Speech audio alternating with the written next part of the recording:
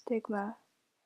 Stigma happens because they're members of a group that are feared, despised, loathed. Promoting care for mental illness can help support the people who want good mental health and decrease the amount of people who are suffering through poor, untreated mental illnesses that will permanently harm themselves or others.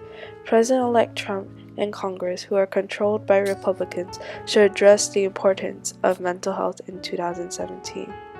My dad committed suicide because of those feelings of anxiety and depression. So I went from practicing law on that Friday to being in bed for a number of months.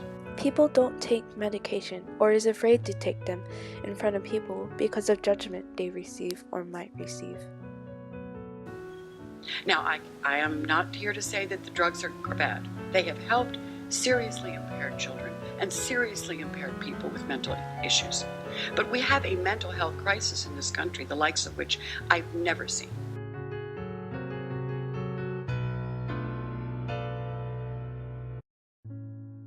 For example, students with dyslexia struggle to keep up with other students because there is no special intervention, therefore results failing in school.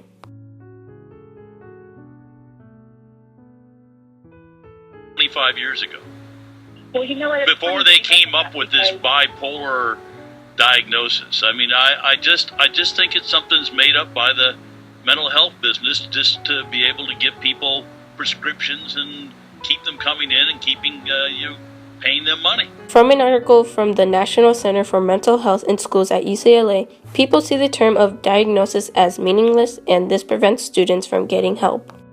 Without the help, and the diagnosis will be neglected and will become a victim of misattributions out being lazy and stupid.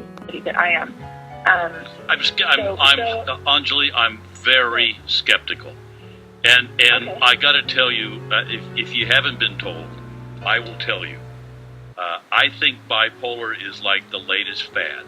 Everybody and their brother is getting diagnosed with bipolar, and last time I checked, we all have good days and we all have bad.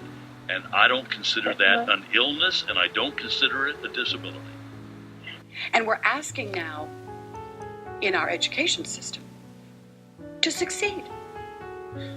We want to bring these little widgets inside of a classroom and make them get A's. And we want them to innovate.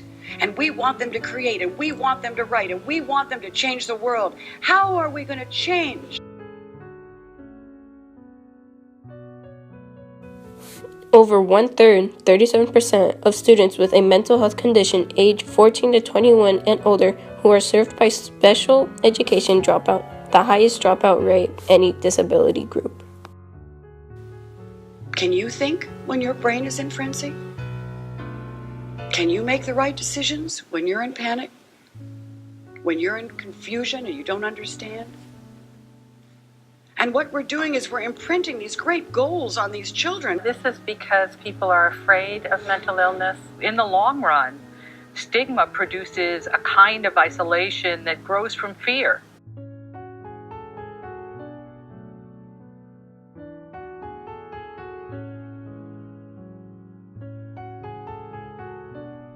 Every life is touched by mental illness. We must spread the awareness and reach out to those who need help.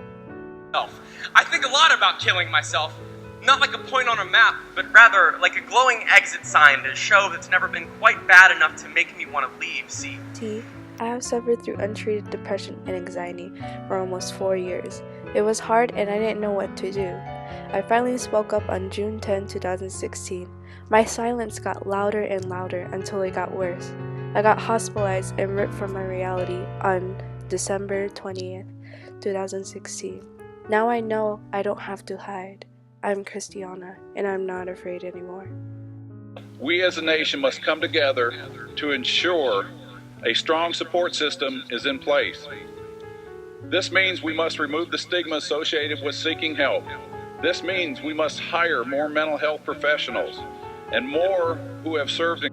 We can help those who are in need by funding to the STEM program and also promote the 504 plan or the Rehabilitation Act of 1973 to help struggling students in the learning environment, and this will help prohibit discrimination based upon mental illness or disability.